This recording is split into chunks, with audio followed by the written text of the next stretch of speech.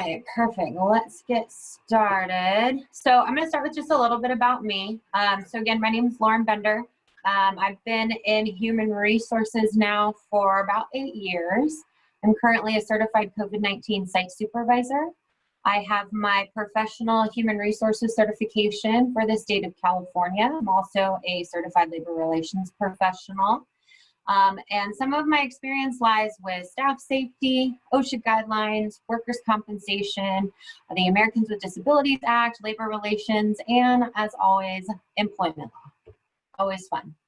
So if you've done one of my presentations before, you know I like to do my disclaimers.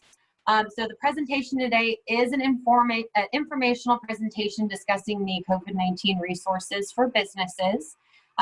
Businesses should consult with legal counsel for specific circumstances and specific questions. I am not legal counsel and I do not provide legal advice. So some quick housekeeping for today. There is a lot to cover. So everyone, if we could start muted. As always, remember your Zoom etiquette. If you have any pressing questions, feel free to utilize the chat feature. But if we can, I'd like to keep all questions and answers to the very end. You may have a question that comes up and I will probably more than likely answer it as we go throughout the slides. But like I said, feel free to utilize chat if you have any pressing questions. So quick rundown of our agenda for today.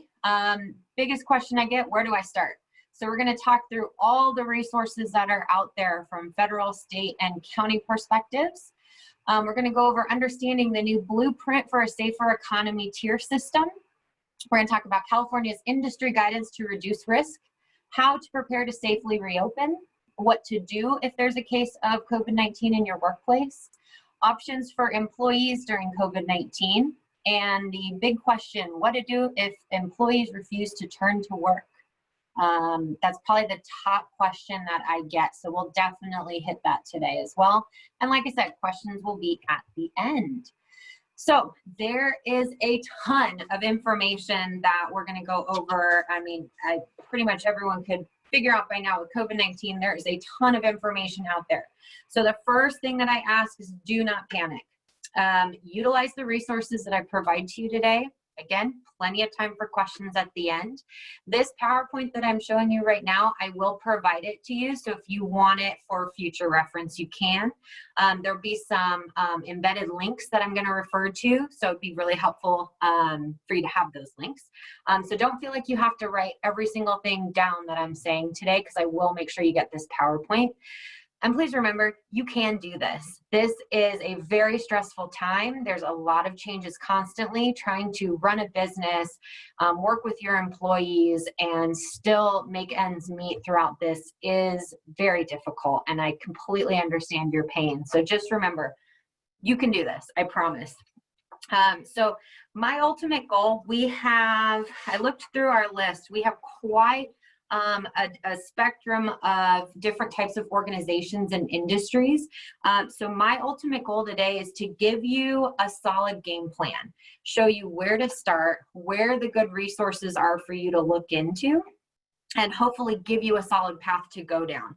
I won't be able to give you very specific, information based on your exact business, but I can always talk offline afterwards if you have any pressing questions that you'd like me to try and answer. And then keep in mind, I am going to give you a viewpoint from an HR, business operations, and employment relations type viewpoint.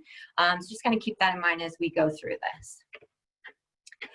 So the big question, where on earth do I start? So my recommendation is you start with the CDC website. So there's the Centers for Disease Control and Prevention website. I have put the link on here, but keep in mind I'm going to send this out. So why do we start here? So it's important that you familiarize yourself with coronavirus from a reliable source and that you understand how COVID-19 spreads. This will help you better understand how to prevent the spread and protect your employees and your customers. If we understand how it spreads, we can better understand how to prevent it from spreading within our workplace. So it's important that you familiarize yourself with the symptoms of COVID-19, self-check symptoms, people at increased risks, and then when you should actually go out and get tested. So all of this will help you prepare your business for reopening, bringing back employees, how to keep everyone safe and healthy, and then we'll talk a whole lot more about this as we go through the presentation today. The next place that I recommend you check out is California's website on COVID-19. Again, the link is provided on here. So on the California's COVID-19 website, you're going to find the COVID-19 data and state summary. You're going to find the blueprint for a safer economy, which was released on August 28th. There's an excellent resource on there titled, How Can I Safely Reopen My Business? And then there's also industry guidance, which is extremely important. So once you've checked out the California website and you familiarize yourself with that, my next recommendation is that you go through your county's website for public health. And not only just where you live, but you need to understand where your business is located. So since we're in Solano County, I've put the Solano County information and website on here. Here you're going to find the latest health order, guidance for industries, the roadmap to recovery, important updates. There's all different signage options that are in multiple languages. And then there's also your county specific data, which is very important. So why do we need to know both? Why do we need to know state and county guidelines? So to accomplish a safe reopening, it's important to understand both the state and local public health guidelines and the local guidance that comes from the county and even your city. It's not enough to just be familiar with one. So the state sets parameters and guidelines for the entire state, counties, and cities, and they'll follow those. However, individual counties can add to those guidelines and go above and beyond what the state requires. So they can't do less than what the state requires, but they can add on more. So you must follow these guidelines depending on where your business is located. And it's also important that you understand these guidelines based on where your employees live, because they may be impacted by, let's say, a shelter at home order or other important things that could impact your staff. So let's talk about understanding the blueprint for a safer economy. So this is the new tier system that came out recently. So the California's new blueprint for a safer economy went to a tiered colored system. So I've listed those on here. So number one is the widespread tier, which is the color purple. And that's where Solano County sits as of yesterday's date. Once we move out of purple, we go into the substantial tier 2, which is considered the red category. And then on to the moderate tier 3, which is orange. And then the minimal tier 4, which is yellow. What's great about this blueprint system is that it also gives you the guidelines on how the counties can move through these tiers, how to advance, how you can end up moving back, risk criterias, and we'll go over that link here in this next slide. So it's important to understand where your business falls based on where it's located in the different counties and what it's going to take for us to move on to these next tiers. So California is industry guidance to reduce risk. So on the COVID19.ca.gov website that I had mentioned earlier, you will find the COVID-19 Employer Playbook, supporting a safer environment for workers and customers. This is an absolute excellent resource. I consider it the ultimate guide for businesses, and it goes over in very much detail how to open safely, what to do if there's a case of COVID-19 in your workplace, enforcement and compliance, worker education, resources, and case studies. So the Employer Playbook is a very specific guideline to help you with those pieces, but there's also sector breakdowns as well on the California COVID website, and it talks about the color breakdowns in the different tiers as well. So if you haven't looked at this Employer Playbook yet, I would highly recommend that you pull it up, print it out, and completely familiarize yourself with it, because this is really going to be an ultimate guide to help you through all these changes and these processes. So as you begin to reopen, it's essential that all possible steps be taken to ensure the safety of your employees and the public, being your customers. It's critical to have the right processes in place, be able to identify new cases of illness, and then how to intervene quickly and stop further spread. Because once you reopen, you want to avoid any further shutdowns. When reopening, there's a few things that you need to keep in mind from an employee perspective. So all of these guidances are not intended to take away or repeal any workers' rights. And it is not a substitute for any existing safety and health-related regulatory requirements, such as those from the California Division of Occupational Safety and Health, also referred to as Cal-OSHA. And Cal-OSHA has released interim safety and health guidances specifically around coronavirus. And so I've included that link as well. All right, so how to prepare to open safely. So number one thing is you have to start with a plan. So the California Department of Public Health says employers must implement a COVID-19 plan. And that plan has to be specific to your workplace. Identify all areas and job tasks with potential exposure to COVID-19. Include control measures to eliminate or reduce such exposures. Maintain healthy business operations, maintain a healthy working environment, and provide effective training to your workers. And it also encourages that you give your workers an opportunity for input to create an effective workplace plan. All right, so before reopening, all facilities must perform a detailed risk assessment and create a specific COVID-19 prevention plan. So pretty much what we were just talking about in that last plan. You have to have plans in place related to COVID. You also have to train your workers on how to limit the spread of COVID-19. You have to set up individual control measures and screenings and include for staff when they should stay home. You have to put disinfectant protocols in place, establish physical distancing guidelines, and then establish universal face covering requirements with allowed exceptions. So for example, some of the things that we've been doing here to kind of meet those requirements, we've created a social distancing protocol. We've gone through face covering protocols. We've established a COVID-19 assessment team. And those are the ones that will help with those control measures and those assessments that are required, as well as disinfectant procedures. We then trained all staff on these protocols, provided staff with copies of these protocols, and had each employee sign acknowledgements of these protocols.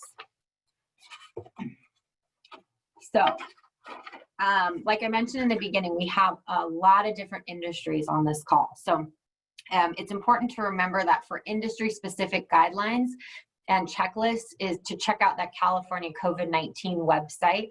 They revamped it when they set those different colored tier systems. And so it's great because you can click on the links and see what is specific to your exact industry, no matter what your industry is. It provides training topics. It talks about recommendations for individual control measures, directions for effective cleaning and disinfectant protocols. It talks about the physical distancing guidelines. It also goes through the face covering guidances as well. So that's a lot to consider when you are wanting to reopen. Now, if you're one of the businesses on the call that has already reopened and you've seen some of those things that I just mentioned that maybe you don't currently have in place, don't panic. There is plenty of time to go back through those resources and just check the boxes to see what you've done, what may be missing, and what may be helpful in the future. So the best advice that I can give when it comes to reopening is to communicate with your employees. Include them absolutely as much as possible in these planning stages, get their feedback and their buy-in.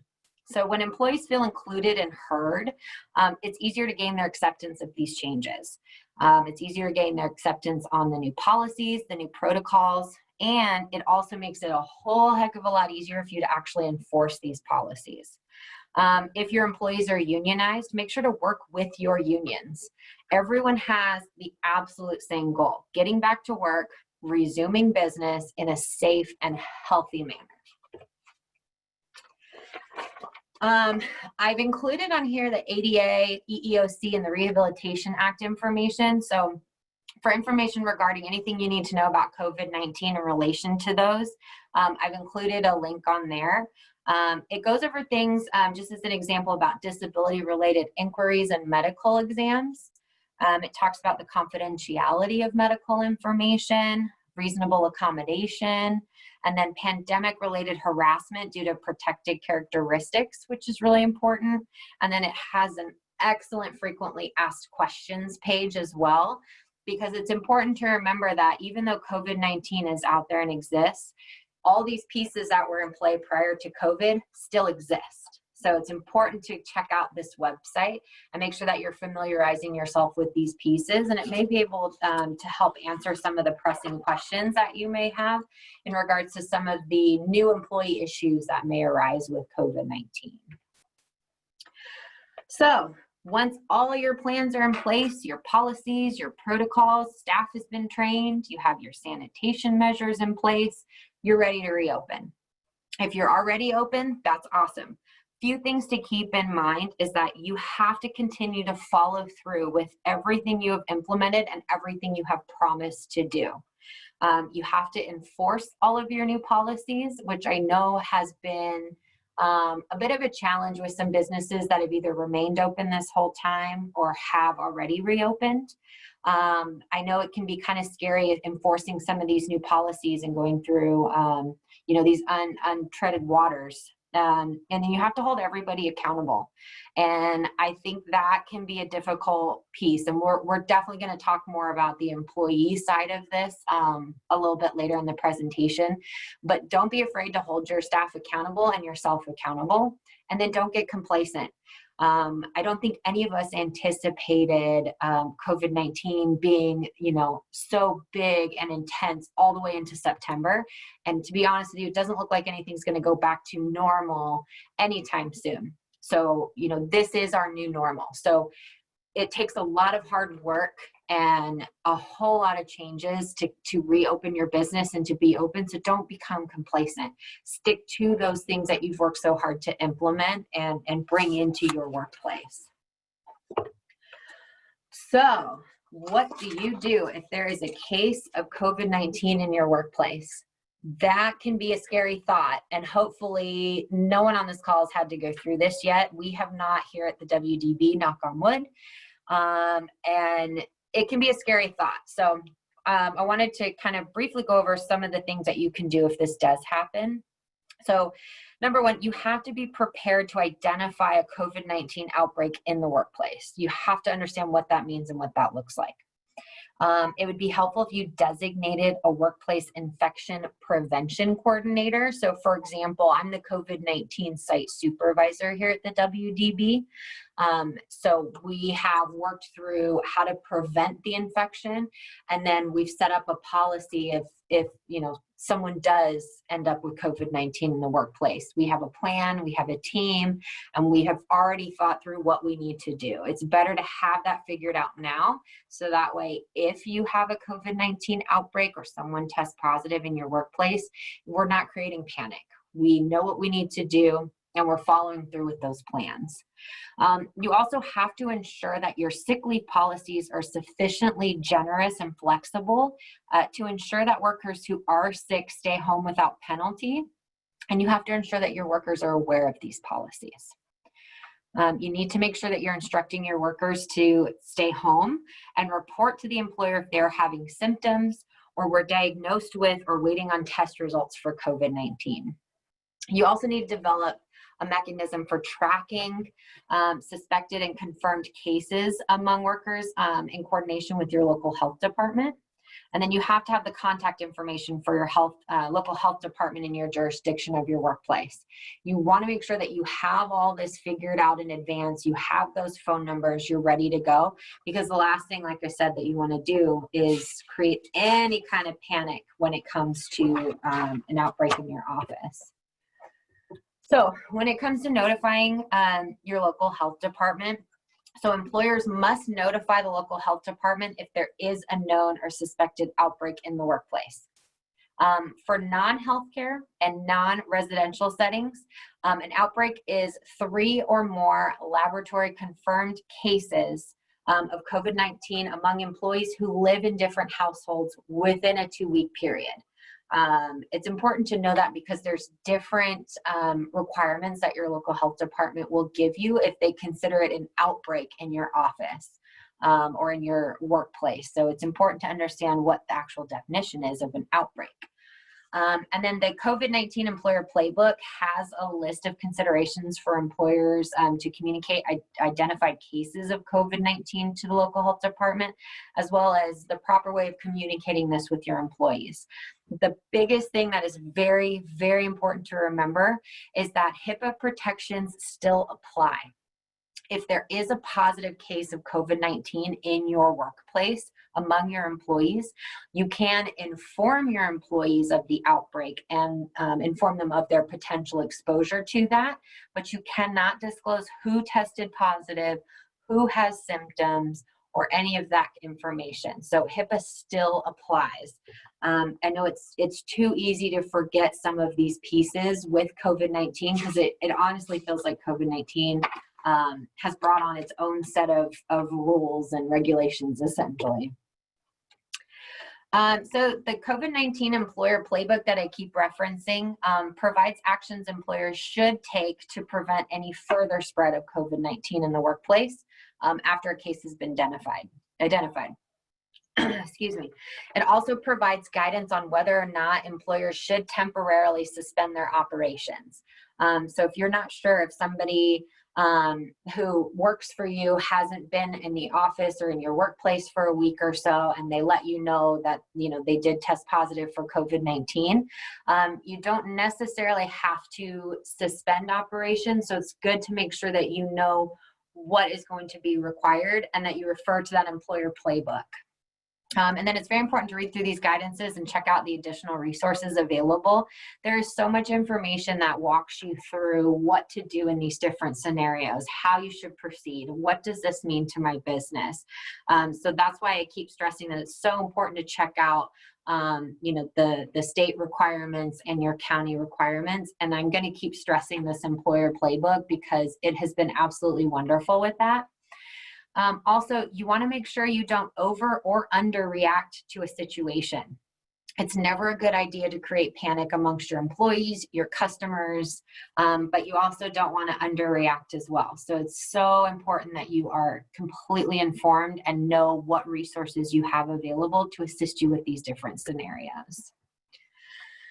So when it comes to employees returning to work after they've either tested positive or have had symptoms, employers should definitely consult with their local health department and the most recent CDC guidances for when confirmed cases may be released from home isolation and return to work. The guidance is extremely detailed. So it talks about symptomatic positive and asymptomatic positive cases. It talks about the negative cases, and then it also talks about the symptomatic untested as well. So it's a really good resource. And then also when there's been an outbreak in your office, you have to make sure you follow through with the proper cleaning guidelines. So before anyone comes back, you have to make sure that you're creating that safe working environment. So you have to take the proper cleaning actions after COVID-19 enters your workplace. So the infected area should not be re-entered until it has been cleaned and disinfected with EPA approved products. The work should be completed by cleaning staff that has been properly trained and supplied with the proper PPE. And then the following on this also talks about what needs to be done prior to an outbreak in the office and after. But in my opinion, these are things that you should be doing now while you're open, before you open, when there's a case. These are the things that you should be doing. So you should be performing ongoing enhanced cleaning of your work areas. Continue to identify and regularly clean the frequently touched surfaces. Minimize or eliminate sharing of equipment between your employees. And then if there's items that must be shared because you can't avoid that, conduct frequent cleanings between worker use. And then as always, train your workers on the safe use of your cleaners and provide necessary protective equipment necessary to use those cleaners. All right, now we're going to talk about some recording and reporting. So California employers that are required to record any work-related fatalities, injuries, and illnesses must record work-related COVID-19 fatalities and illnesses like any other occupational illness. So it's always been a requirement that you report these things. COVID-19 works in that just the same way. So if there, again, is the work-related fatalities, injuries, and illnesses, they need to be recorded.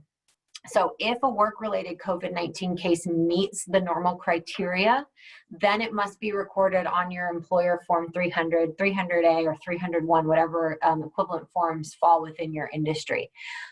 If you don't know what I'm referring to, I've also put a link on here for additional information about employers' requirements of recording occupational injuries and illnesses. This is something that you already do for an injury or illness that falls within that criteria. This is just a reminder that COVID-19 also can fall into those requirements, so it's important that you don't forget that. Because COVID-19 illnesses do meet the definition of a serious injury or illness.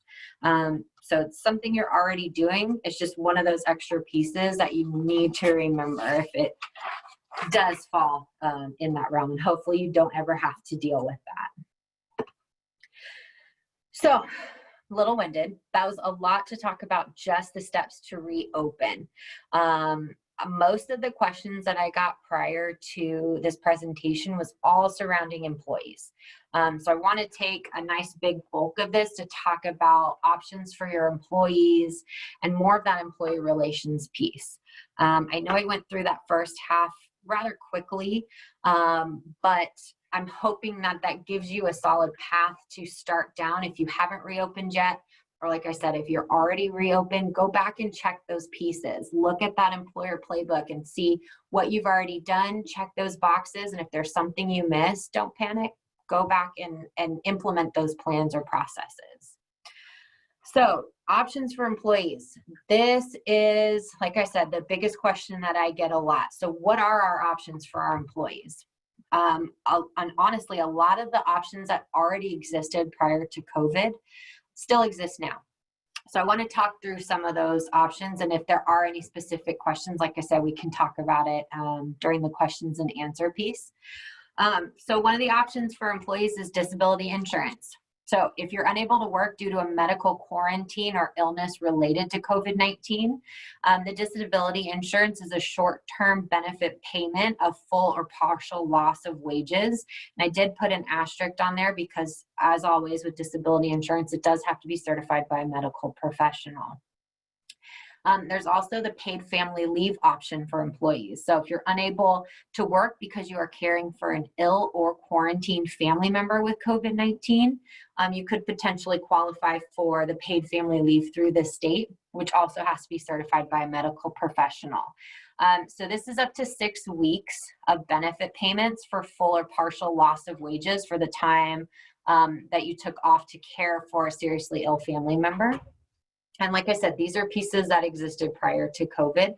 It's just letting you know that COVID also has qualifying reasons to use these pieces. And then California paid sick leave. This is a requirement for all businesses. So if you or a family member are sick, if you need it for preventative care, including recommended quarantine, isolation, or stay-at-home orders, employers provide the sick leave under the paid sick leave law. So you should already have paid sick leave provided to your employer, since it is a requirement for the state of California. But this is just a reminder that if somebody is sick or caring for someone or getting preventative care, it does qualify for that paid sick leave. And then for COVID-19, it also includes, again, that recommended quarantine, isolation, and employees can use it for the isolation and the stay-at-home orders. So the two pieces that are new that came out because of COVID are the, well, first is the Federal Families First Coronavirus Response Act. It's a mouthful, so we'll call it the FFCRA, which is the emergency paid sick leave that came out. So this is up to 80 hours of paid sick leave for employees who work for public employers, or also for private employers with fewer than 500 employees. There are still exceptions that apply, and then I put the link on here because it does break down what payments that they're eligible to use. So it doesn't necessarily mean that they get 80 hours of full-time pay. So it's important that you check that out to see where your business falls within these requirements and then what those options are for your employees. And then the other piece to the FFCRA that was added because of COVID is the emergency paid family and medical leave. So this is up to an additional 10 weeks of paid leave for employees who work for public employers, or again, for private employers with fewer than 500 employees. And like with everything else, there are exceptions that apply. If you have not familiarized yourself with the FFCRA and those requirements, definitely check out that website. It does break down all the paid options for the employees, what they can potentially qualify for. And then it also defines the 6 buckets. So an employee has to fall within one of those 6 buckets to be eligible to use the FFCRA options. And then there's also the pandemic unemployment assistance. And this is if you've lost your job or if you've had your hours or services reduced for COVID-19 related reasons.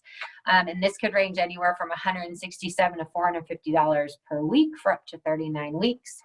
And then there's, again, unemployment insurance. So if you've lost your job or have had your hours reduced due to COVID, and this can range anywhere from $40 to $450 per week for up to 26 weeks.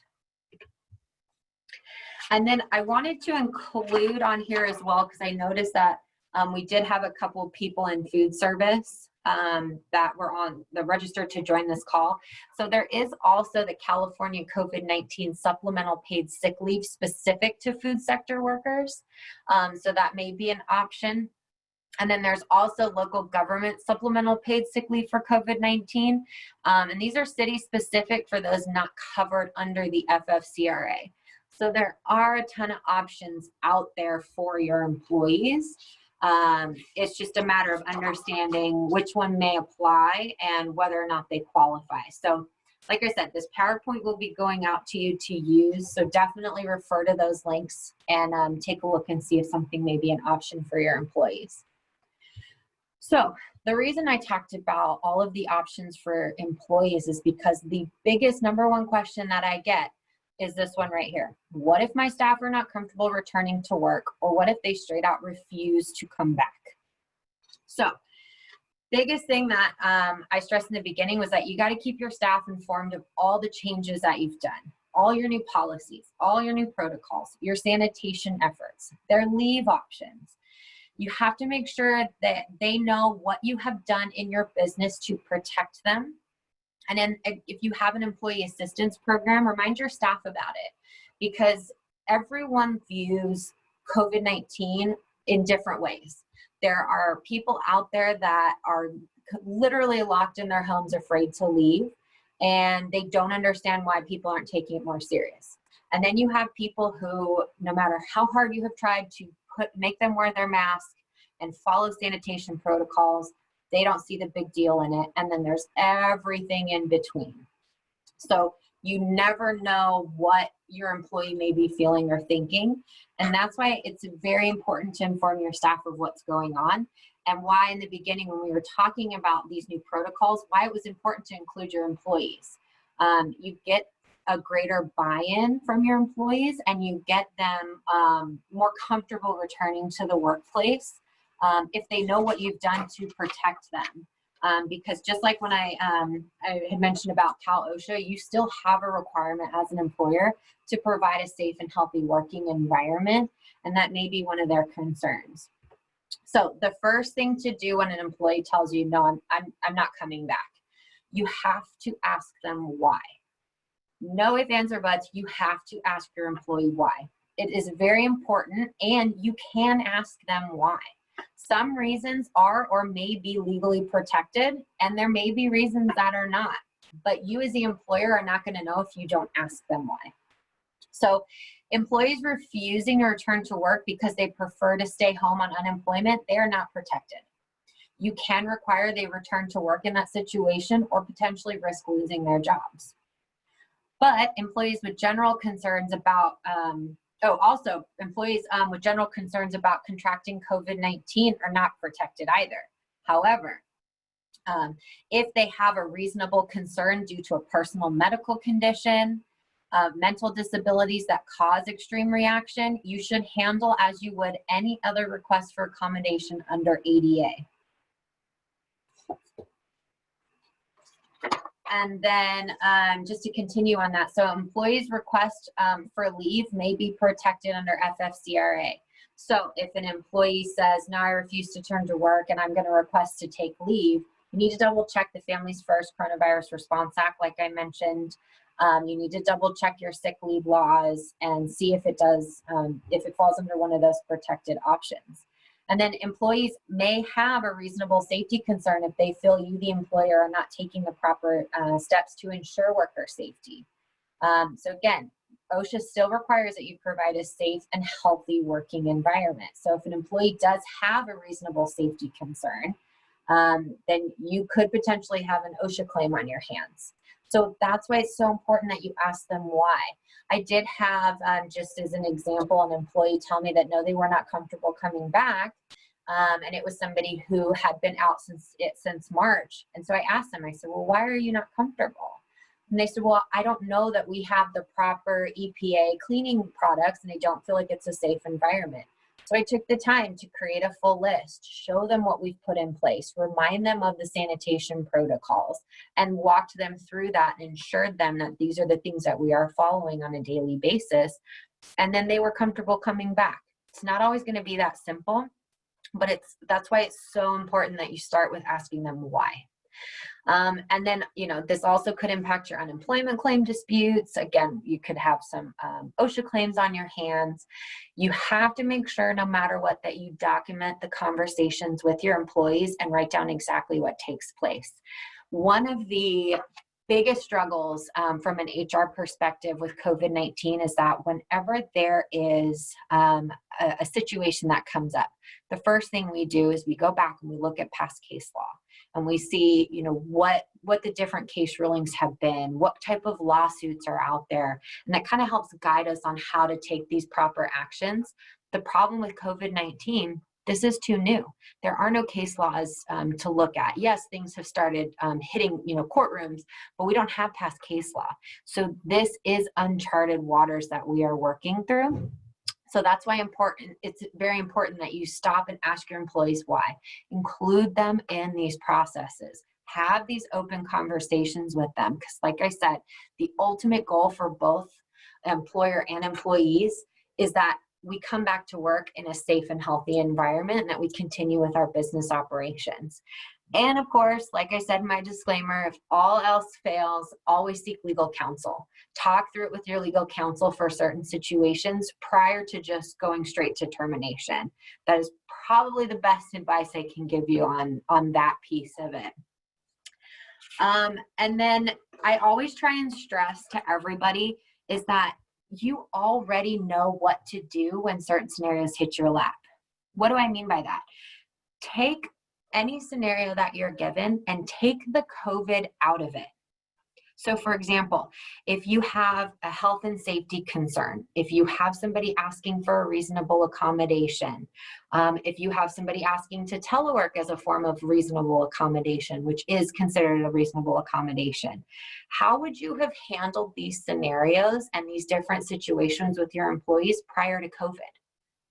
Stop and really think about that.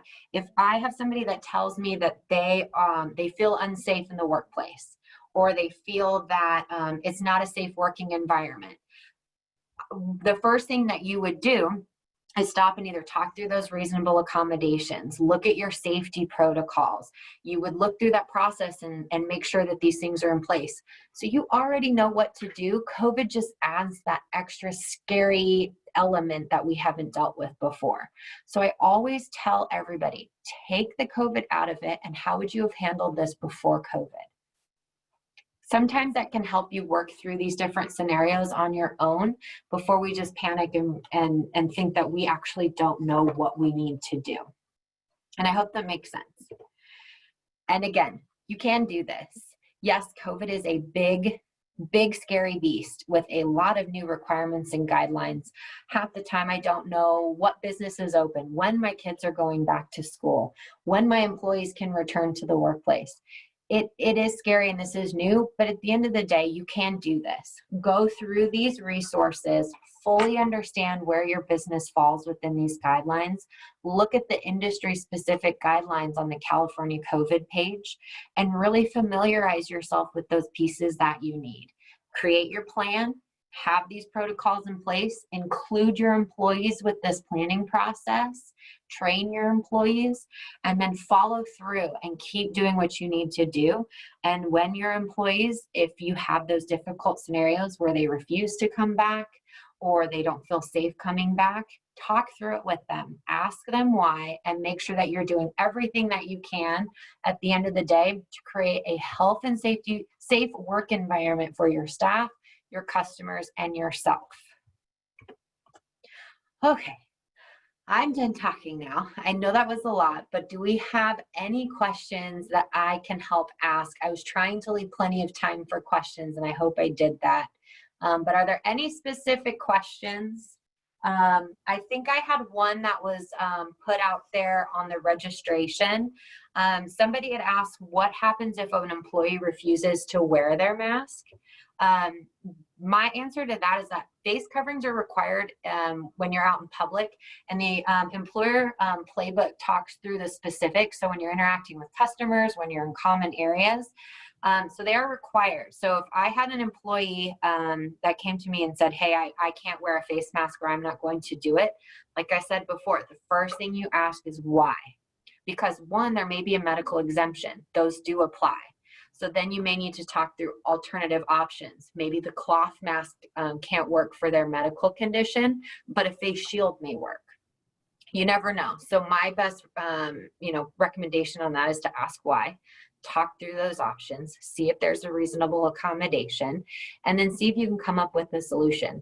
At the end of the day, if somebody's refusing to wear it just because they don't believe in this COVID situation, then they can't return to the workplace because they're not helping create that safe and healthy work environment. So like I said, you know how to handle through these scenarios.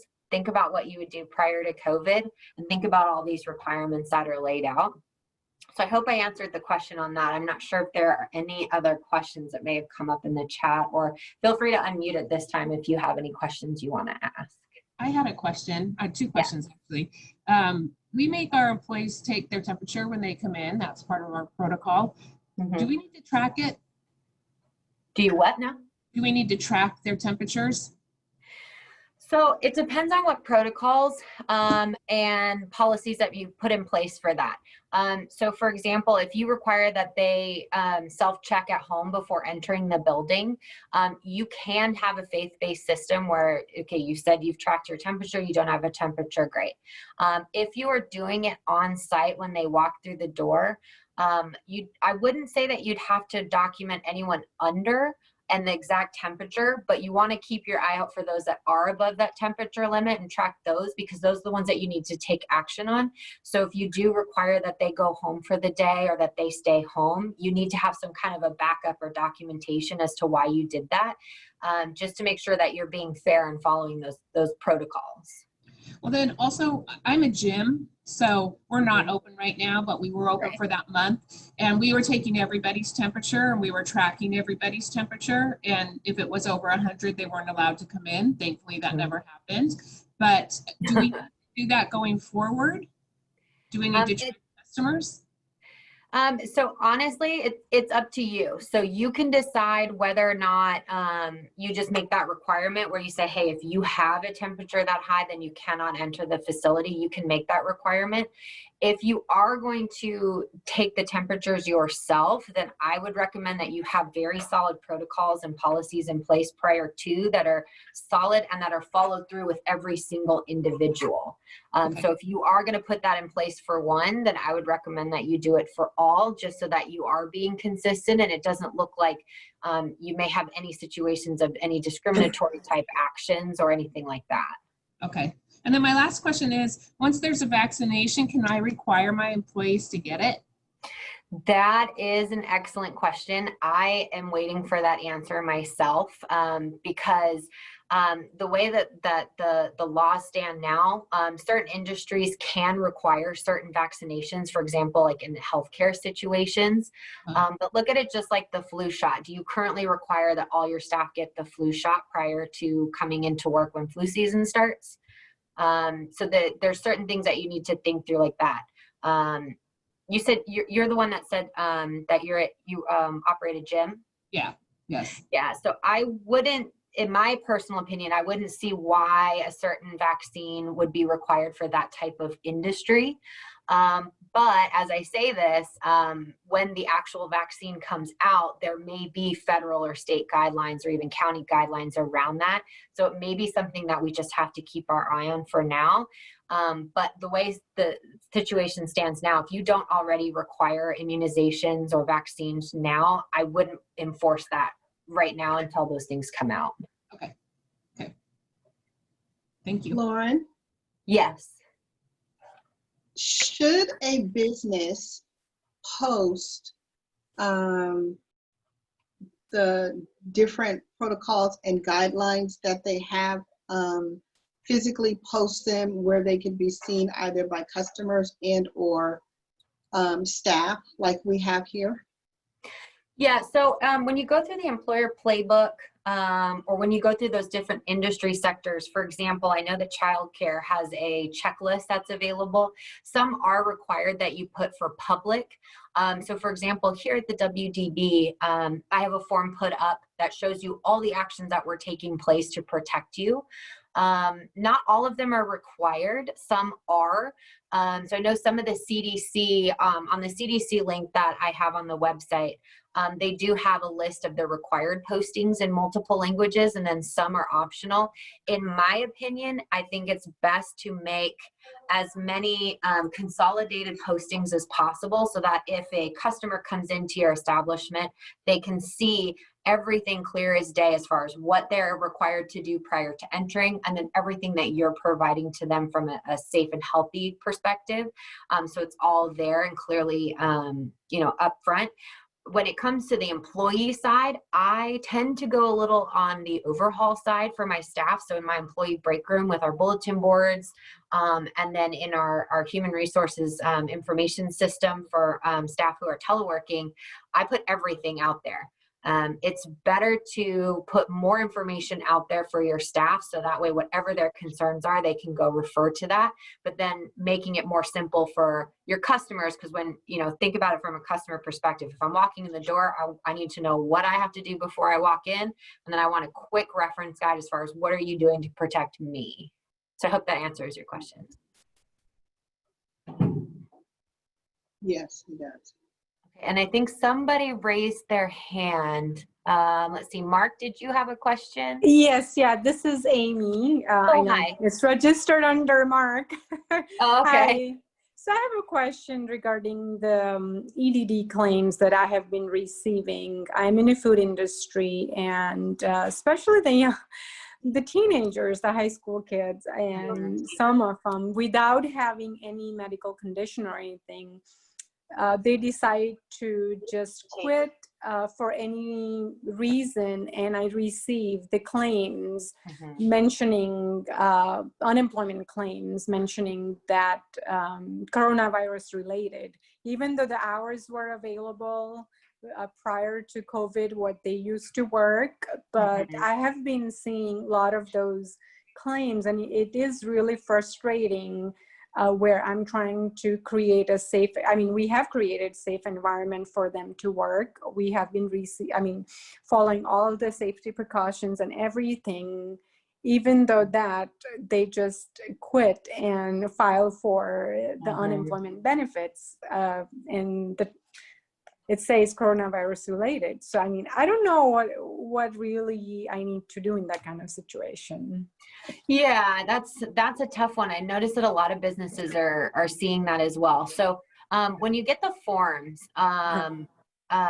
definitely fill out the exact reason of why the separation. And sometimes the forms come months later than normal because yes, I have noticed that. Yeah, and you know, you have that 5 business day turnaround, but it's already past the 5 business days from the date they mailed it, and it's kind of been a disaster. But you have a couple options. So when you get the form, make sure that you're clearly marking from your perspective why they're no longer working there. And then you always have a right to dispute the claim. And you actually have a legal obligation that if you feel it is a fraudulent claim, or if you have any other information that may lead to a fraudulent claim, then make sure you write it on there. And then me personally, I can't stand the forms that just have you check a box and half the time none of the options apply to that scenario. So I will write on the bottom of the forms, you know, not related to COVID, just so that it grabs that attention. And then even then, if it doesn't, I always recommend that you try and dispute those unemployment claims, because you don't want that hitting your reserve accounts. Yes, yeah, definitely. Oh, okay. I think, yeah. Did I answer your question? Yes, yeah. And I did notice that the notice does mention that only it has to be postmarked within the 10 days. And a lot of the claims I'm still receiving from the month of June. So I don't know, how does that system work, and how would that work in terms of the benefits if they're already paid for the benefits? Yeah, I've noticed that as well. So what I do when I get the claims, and I've noticed that again, that window's already passed, I'll write on the very top of the form when I actually received it, and then I'll initial it. And then a lot of what's happening is if people are getting their claims paid out prior to, you know, them receiving the information from you, the employer, and it ends up getting disputed or whatever happens, then unemployment's going to have to go back and retrieve that money back from those employees and then reimburse your reserve accounts. Oh, okay. Okay. So there is a way that once we respond, even if we receive the late notice, that we, okay. All right. Just, yeah. And if you haven't already, I would recommend that you sign up on the EDD website. And when you get those claims, try, if you can, respond through the website, because then it kind of helps speed up the process. Because they mail everything out, and it's taking forever right now with the circumstances. But I've noticed that once I registered online and started responding to those claims on the website, that I was getting a little bit faster responses. Okay. Another question I have, I know what I have experienced always. I've been in the food industry for 13 years, and a lot of times employees, they just don't show up to their shift. And I end up mailing the check out to them whenever it's due. And there is no documentation from them, like no resignation letter, or there is no evidence that they quit, anything signed by them. So what do I need to do in terms of the explanation to any government agencies, like the EDD? Yeah, so what it sounds like you're describing is when somebody technically does job abandonment. So I would make sure, if you don't have it already, have a policy in place that talks specifically about job abandonment and when you actually consider it job abandonment. So whether it's, you know, a no call, no show to work for 2 scheduled shifts, 3 scheduled shifts, if it's 1 scheduled shift, make sure that you have that policy in place up front, and that your employees, you know, sign and acknowledge that, or add it to your employee handbook. And then once those scenarios take place and you've said, okay, it's day 3, my policy says 3 days of no call, no show, you've now officially job abandoned, then you have when you have to pay the employees, you have more of that 72-hour window versus the 24, the immediate requirement to pay. And then make sure that you document on that, on the unemployment claim forms when you get them. It's always okay to mark other and put job abandonment. Okay. But the technical legal term that you're referring to is job abandonment, and that does hold weight when you deal with those types of claims. Oh, okay. Okay. Because I know a lot of times EDD requires that we got to have some sort of documentation signed by them that they quit. But I mean, I do experience in a lot of cases that they just don't show, no call, and then they just disappear from the job. And it's like, okay, how do I, as employer, it gets so hard for me to prove that So one thing that I do when I have ever had a situation where employees abandon their job, when I send that final paycheck out, I also include a letter, Okay. you know, clearly saying on there, you know, call no showed on this date, this time, this date, this time, you know, label that out and put, you know, Okay. per our policy, you are considered job abandoned once you've hit these 3 days, and include that signed letter when you send that final paycheck, and then make copies for yourself. So that way, if it ever comes up, that would be considered your documentation to assist you with that. Okay. Okay. Yeah, that makes sense. Sounds good. Yeah. Yep. Yeah. You answered a lot of good questions for me. Yeah. Thank you so much. Awesome. Yeah, no worries. Yeah. And were there any other questions? I have one more if I don't want to step on anybody's toes. Oh, no, you're good. Video container. Anybody understand them? Because it says if we have more than 7 new, which we don't, or 8% positive test, which we don't for Solano County. So why didn't we get moved up? So on the web, you're talking about, sorry, you cut out in the beginning. So you're talking about the different tiers when Yeah. our county's currently in the purple tier? Yes. So you have to actively stay with those low numbers. I believe it's 3 weeks. I'd have to double check, but I think it has to be consistent for 3 weeks in a row without changing prior to them moving you to that next bucket. So maybe next week. Yeah, but then you got to Yeah. remember, we just had Labor Day and those numbers are Oh, just starting to come in. We have- Lauren, Sorry, I you believe it's 21 days. yes. So it's the 3 weeks, yeah. Yeah, it's 21 days. Mm-hmm. So Lauren, I'm sorry, my screen froze when the last thing you said was we have something coming in. Oh, I was just joking because the Labor Day weekend numbers are just starting to trickle in because of the 2 week. Most people, it takes 1 to 2 weeks to start really showing symptoms sometimes. So those numbers from everyone going out on Labor Day weekend are just starting to come in.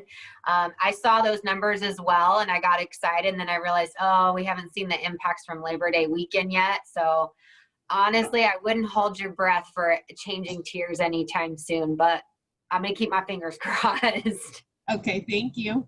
Yeah. Any other questions that I can help answer?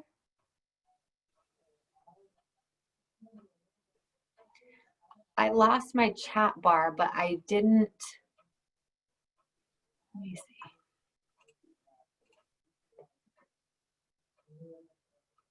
Okay, I think we answered the questions in the chat. Video container. Talked about temperatures. They talked about the vaccines. Okay, perfect. All right. Well, if there aren't any other questions.